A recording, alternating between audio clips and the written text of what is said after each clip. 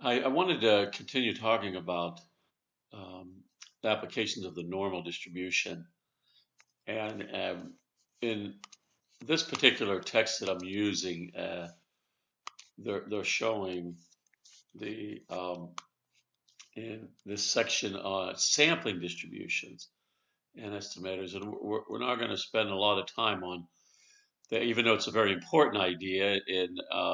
But uh, we don't have the time to really go in depth on it, but it is something that's very, very important in statistics, especially at this time as we move forward. And I just want to uh, kind of quick general overview again. And we had said that statistics is probabilistic modeling. Right? We have probability involved because there is a difference between the samples that we collect from populations and the characteristics of the population that we're trying to identify with those samples. And so there is going to be some error, most of the time when you're working with statistics, especially the inferential side. We said that descriptive statistics is pretty straightforward, but it's really not usually our long-term goals.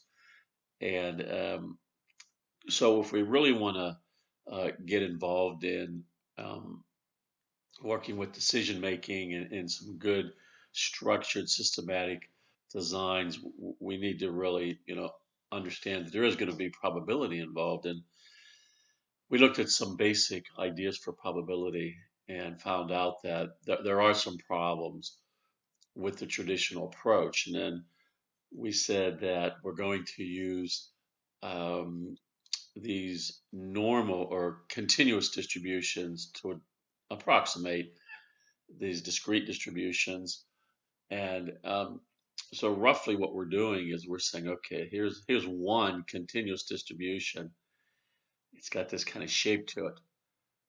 And there's lots of different shapes out there of curves in continuous distributions. This happens to be one of the most popular ones, the normal. And we said it has lots of applications. So that's what we're doing now is looking at those applications. And there's a lot of them, so it does take up a good bit of the second part of the course, and or an elementary statistics course. So and roughly what we're doing is not looking at the height of the curve to find the probability. We're doing something just like this, where we're saying that let's say we have a sample space that has five things in it, and so one, two, three, four. What I did is I kind of broke this curve up into one, two, three, four, five pieces, and uh, instead of again the height of the curve at a particular point telling us the probability or likelihood of that thing occurring, we're using the area under the curve. So if I have the numbers 0, 1, 2, 3, and 4 in my sample space, then the probability of zero occurring in on any given trial would be whatever the area is of the shaded region. And so by finding area under the curve, we're finding a probability. So in this idea of having a discrete number of values, but using a continuous curve to approximate, that actually works pretty well. Um, so if I wanted to find the probability of coming up with a 3 out of my sample space, I kind of look at it this way. And you'll notice that they do not have equally likely outcomes. Like when we did traditional, we talked a lot about flipping a coin and assumed it was 50-50, or rolling a die was they all had a 1/6 chance of occurring or something like that. And we said that in reality, when you have a number of things in a sample space, then that uh, they are not going to have the same probability of occurrence. So uh, we need to find the shaded region, and it's not real easy to find the area. And so what we were doing was there was a table that had a listing of all these values. And so you could break up this normal curve into, a lot of pieces and find area. And um, we were using the calculator, which is really just kind of like having all the tables to all the probability distributions in it. And we had this function, normal CDF. And that's kind of where, we went to. We said to find the area, I could use a table of values that were already calculated for me, and it works fine. It's perfectly fine.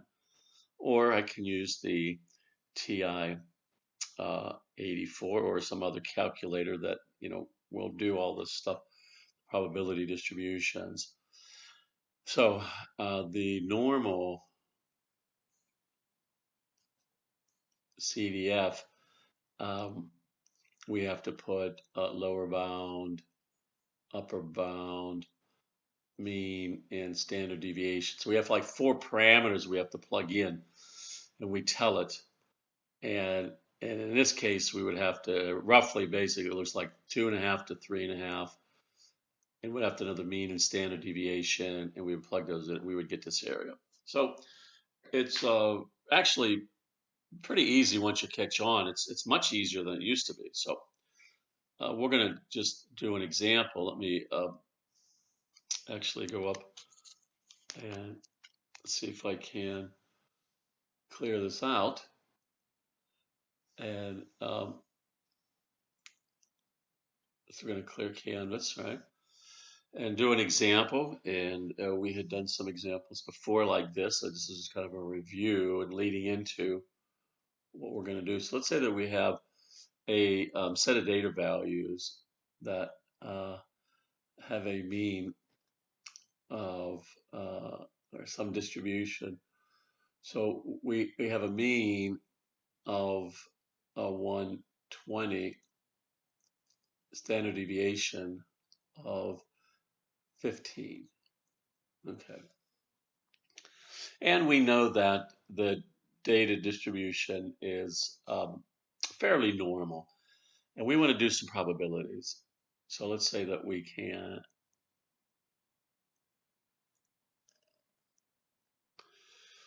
find the percentile. Let's say we want to find a percentile of a score. So let's say we have the score x equal to 109.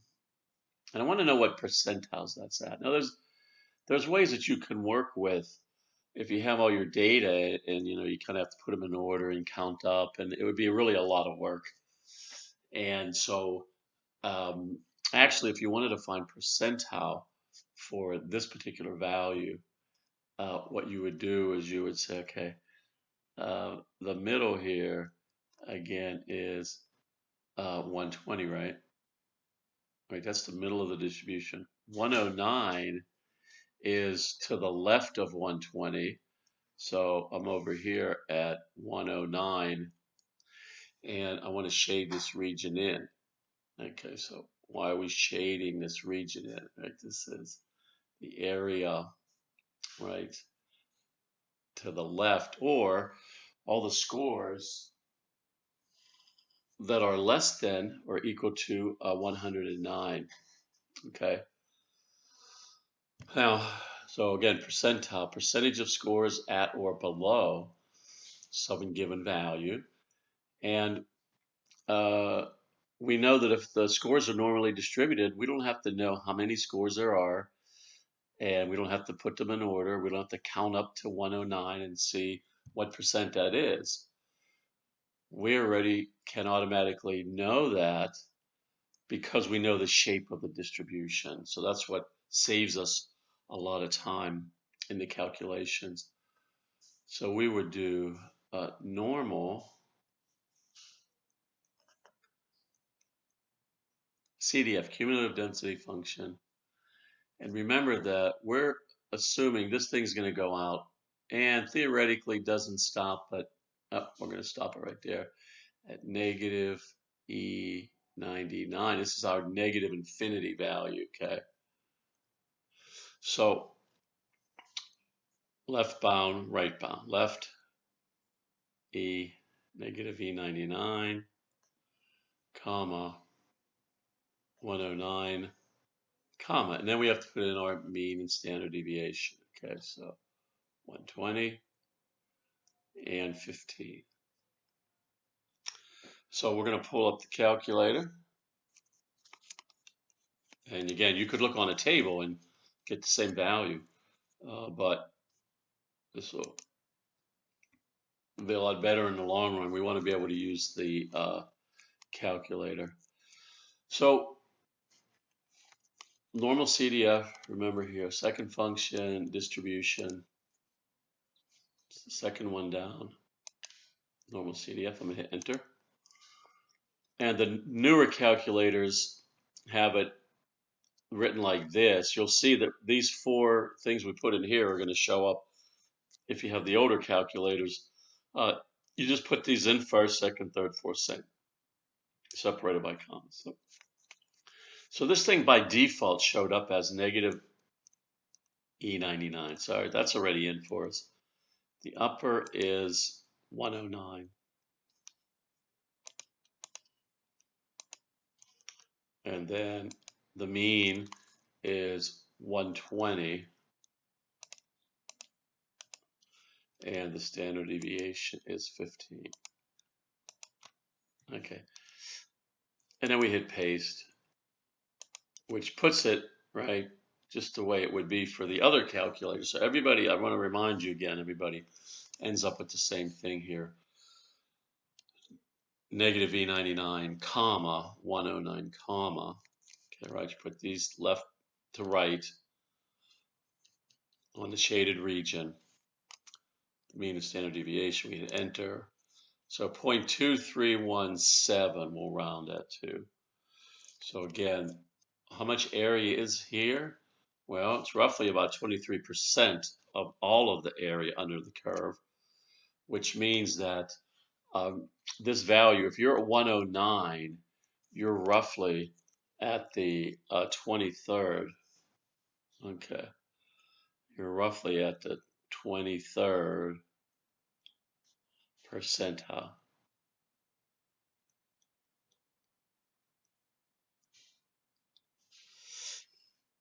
Okay.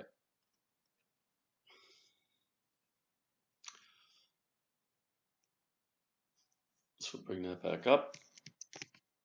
And so this is, again, this is an application. It's called a non-standard normal distribution. It's an application of the normal distribution. How do we know it's non-standard? Well, the standard would have been 0 and 1 here for the mean and standard deviation. So, and again, we won't be revisiting that very much anymore. So now what we want to do is I'm going to get the I'm going to do it actually before we want to do one more example before I move on that I hadn't done in the last video. So let's do another one of these, something like this, but a little bit different. I'm going to put this down. I'm going to clear this out. Now you can also find the score given the probability. So it's kind of like backwards. Think about an inverse function in arithmetic, like addition, and then there's subtraction. So subtraction kind of goes backwards from addition. You have multiplication and division and things like that, squaring something, taking the square root of something. If you have 5 and you square it, you get 25. If you take the square root of 25, you get back to 5. So we also have this normal, and then we also have inverse normal. So we do have that type of situation with the normal distribution in statistics. So let's look at an example. Let's say again that we have a distribution of data, and we're going to say that basically the mean is 100 Standard deviation is 15. Okay. Let's say these are like IQ scores. And let's say I have a situation here and I want uh, to find out, where would that score be? I'm going to put a score in here. I'm going to put it as X, right? So I don't know what the score is. I want to try to find that, but I do know the percentage.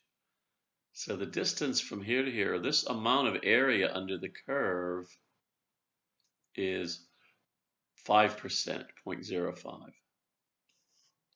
Okay.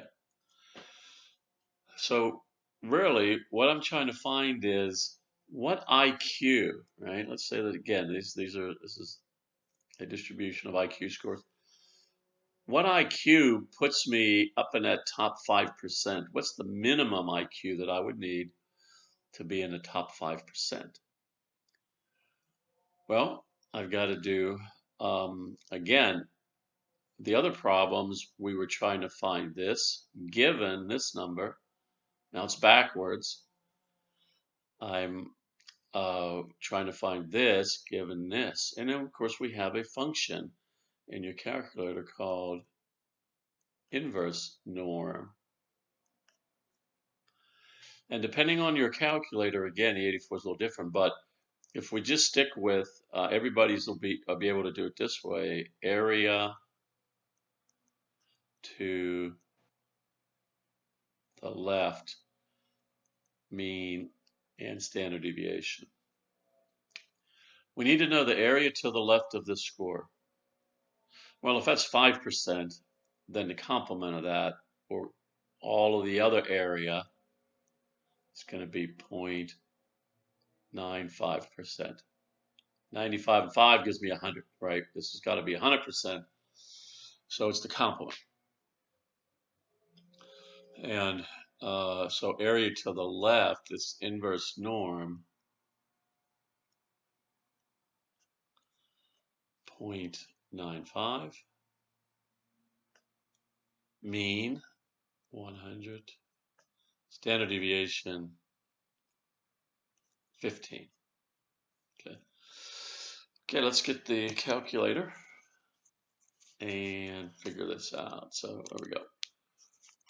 So clear and all right, I got to find inverse norm. Where is that? Okay, second function distribution. It's right under normal CDF. So we go in the same place. Here's normal CDF. Right underneath it is inverse norm. We hit enter. Area to the left. So this thing's on the left by default. We're just going to leave it there. If you don't have this tail thing, which a lot of you may not, then don't worry about it. Just still do it the same way. Area to the left. That's the default. 0.95. The mean is 100.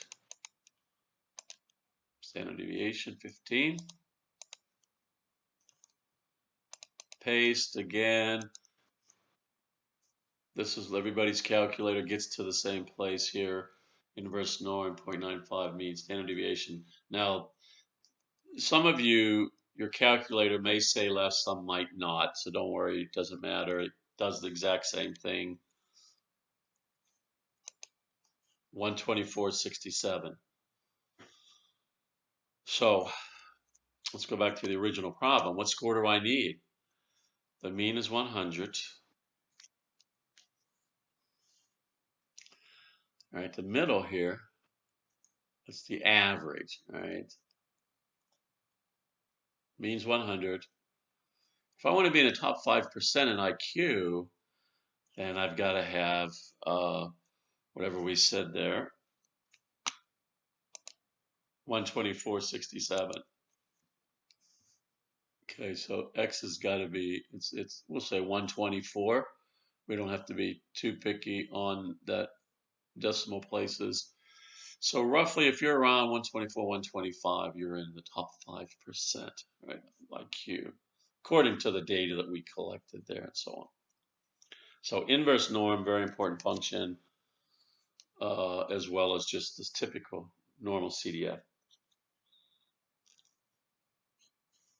It's another application of the normal distribution, right? So let's go ahead. We're going to clear this out, and I'm going to bring up our textbook back in here. All right, so we've got these applications where we're finding a value or more than a value, less than a value, between a couple single values. And in reality, for the rest of the course, we're not going to be doing exactly that. So pretty much from here on out, it's going to look kind of the same. They're going to be applications of the normal, but we're going to look at it a little bit differently. So let's talk about sampling distributions. And let's just look at this picture here. And we're talking about sampling procedures. This is randomly selected n values. Find the proportion. This p hat means sample proportion for each sample. So we've got a bunch of proportions in here, not scores, but proportions. In this one, we have a bunch of means in here. So we don't have scores in here that we just collected. This is showing a bunch of means from a bunch of different data collections. So we got all these sample means are representing a different sample. So instead of talking about one sample, in a sense, excuse me, the sampling distribution means you have a bunch of numbers. Each one of those numbers are associated with a different sample from the same population. So think of a coin. Think if you had like 20 people in a room and you gave everybody the coin to flip. And think of each person as a different sample. So each person flips a coin 10 times. And they record how many tails they came up with.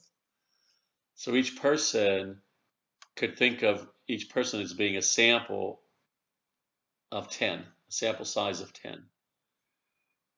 Now that sample size of 10, maybe heads came up or tails came up 3 times.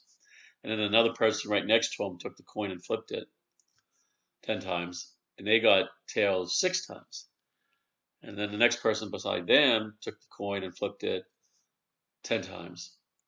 And then they got 5 tails, and so on and so on and so on. So everybody, of all 20 people in that room, everybody flipped it 10 times, and they all got a different number for the result.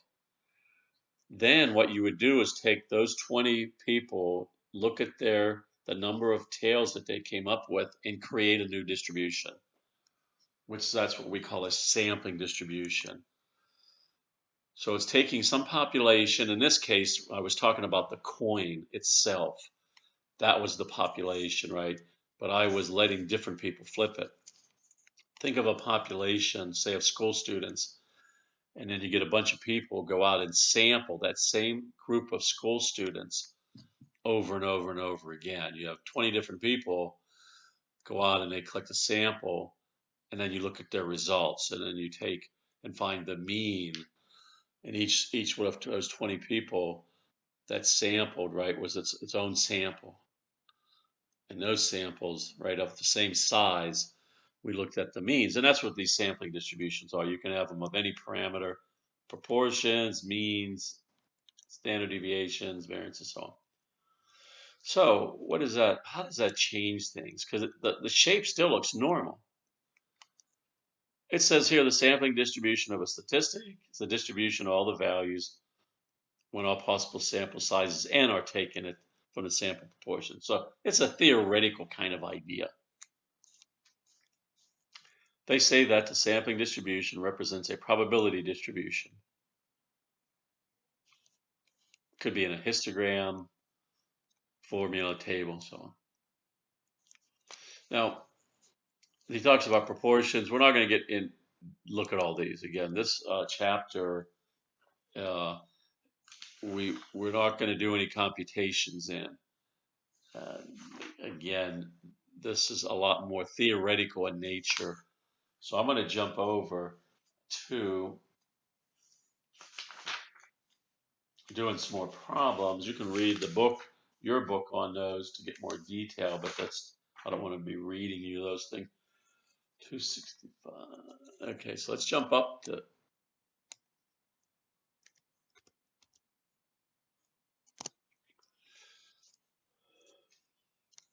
all right. So the central limit theorem, and this is what a lot of people say. Okay, this is the most important theorem in statistics.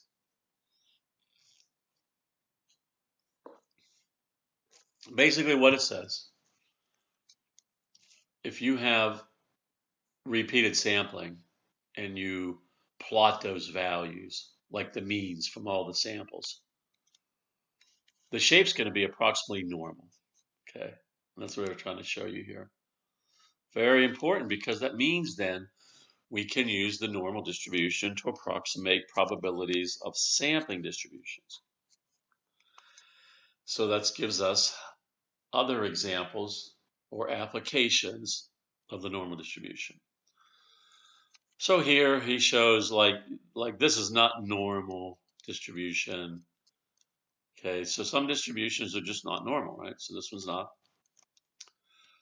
Let's look over here. Now, it says approximately normal. The means from sample sizes n equal to 50 of earthquake depths.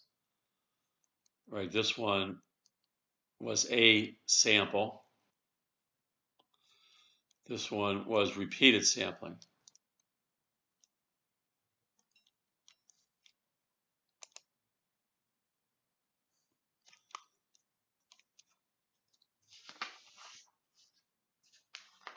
Now, here's the one formula that we really want to remember.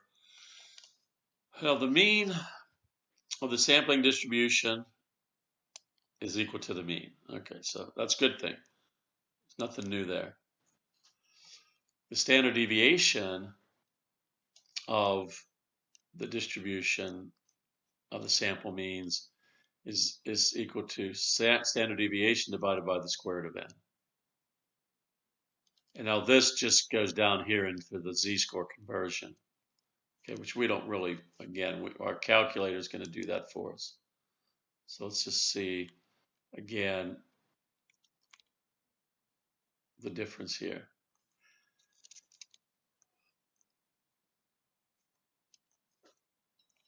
All right, so here's some information. Elevator in a car rental building has a stating that the maximum capacity is 4,000 pounds for 27 passengers. Because 4,000 divided by 27 is 148. This converts to a mean passenger weight of 148. When the elevator is full, we will assume a worst case scenario in which the elevator is filled with 27 adults. Okay. Now, adult weights, males usually have an average weight of 189 and a standard deviation of 39. Let's see. So what we want to do here then is they're saying, let's look at, find a probability that one randomly selected adult male has a weight greater than 148. Say 1. So we're going to look at this distribution, and we have the curve, right? Here's the curve. This is of all individual weights of all males. The mean is 189, and we want to see what percent of males weigh more than 148. Okay. So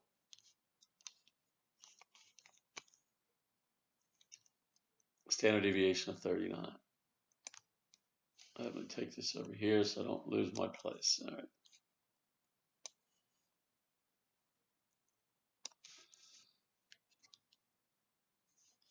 All right, so again, we have a mean of adult weights is 189. Standard deviation 39. And roughly we want to find probability x greater than 148.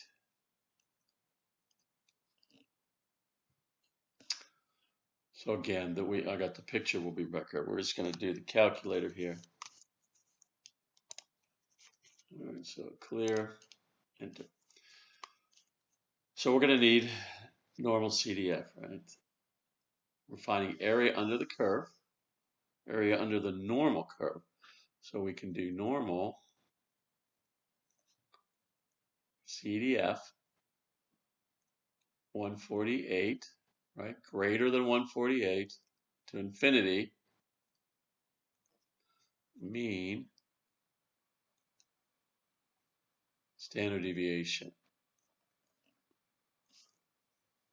All right, so let's pull up calculator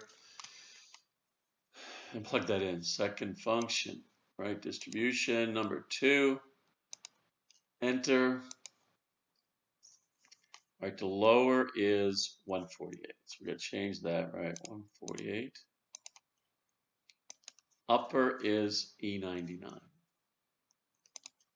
E99. 189. Standard deviation of 39. Right? Paste. Enter.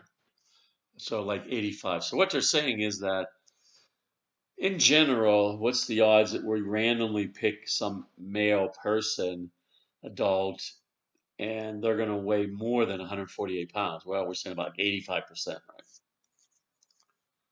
Okay. Now, I'm going to change this problem slightly, right? I'm going to change this problem. Everything is basically the same. Pull this over. And this is key, right? This is key. It's in the wording, which is the difference here. So in part 1, it says, find a probability that one randomly selected adult male. And that's what we were doing before. Now, what are we going to be doing as we move forward? It says, find a probability that a sample of 28 or 27 randomly selected adult males has a mean weight greater than 148. So we're not talking about one of those people. We're talking about the average of all 27 being greater than 148. Okay? Now, the difference in the pictures from this kind of normal to this. Sampling distributions go way up and a very small standard deviation, which we call the standard error. Standard deviation of a sampling distribution, standard error. See this little sigma here, and then here it's got this little sigma x bar. That's signifying I have a sampling distribution. Okay.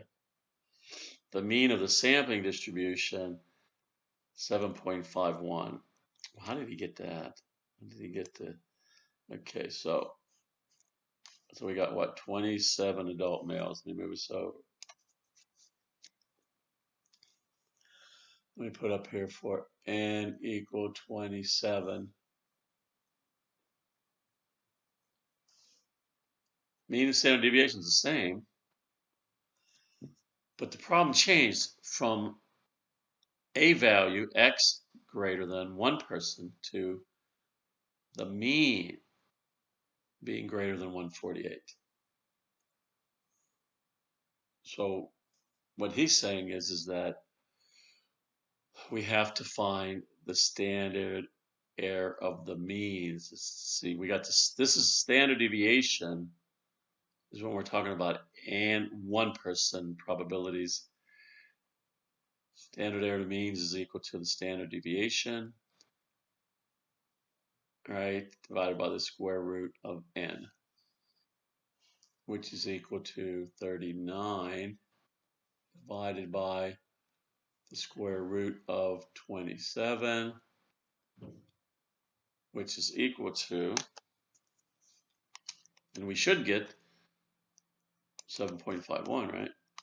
So 39 divided by square root 27, and we get to 7.51 that he had listed there. So 7.51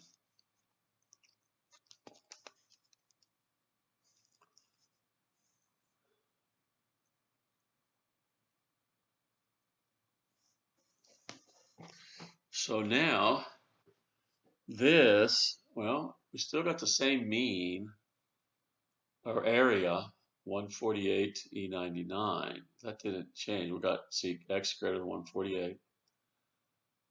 The mean doesn't change because the mean, remember, the mean of the sampling distribution is equal to the mean of the regular normal distribution mean that they have listed here. The only thing you have to change is from here to here, right? This is a regular normal distribution. This is a sampling distribution. So this right here has to change, right?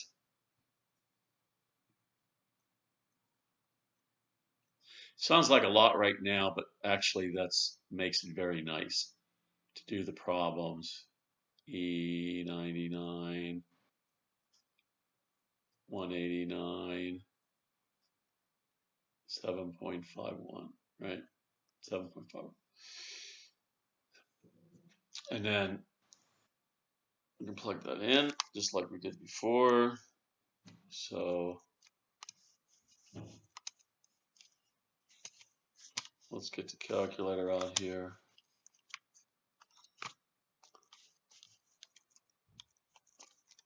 And oh, there's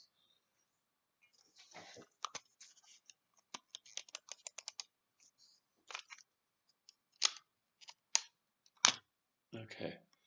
So this we have to put in, right? And let's clear this and put in second distribution, right? It's normal distribution. That's not changed at all. Lower, right? We're still going from 148 to E99. That hasn't changed. This hasn't changed. Anything that changes when you go to the sampling distributions is the variability. This needs to be 7.51, and that's it. Paste, enter, enter. Wow, 0.99. So really it's saying that that's pretty guaranteed that that's going to happen. So which is not good news. If you're getting on a elevator with a bunch of guys, maybe you should wait for the next one if it's full, because it may be overweight. Let's see, we got the, oh, there it is.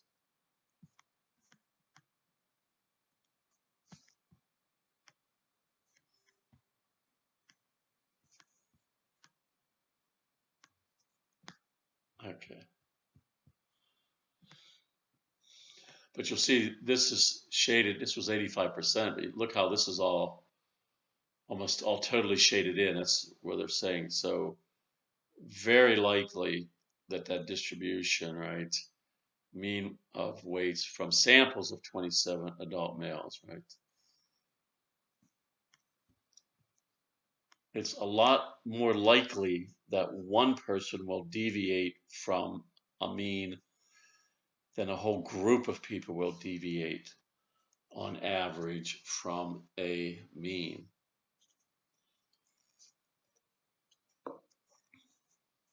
So it helps us in understanding situations a lot better. When should we be talking about individuals? When should we be talking about really the means? And that's what's important for us. So I think we're going to stop. We covered a lot of different problems, and you can look in the your book, whatever book you're using, for some more of those. And we have one more uh, to do in this particular unit. We're going to look at very specific discrete distribution of binomial and see how that ties in with the normal distribution. So we're going to go ahead and stop this one here and then pick up again on the next video.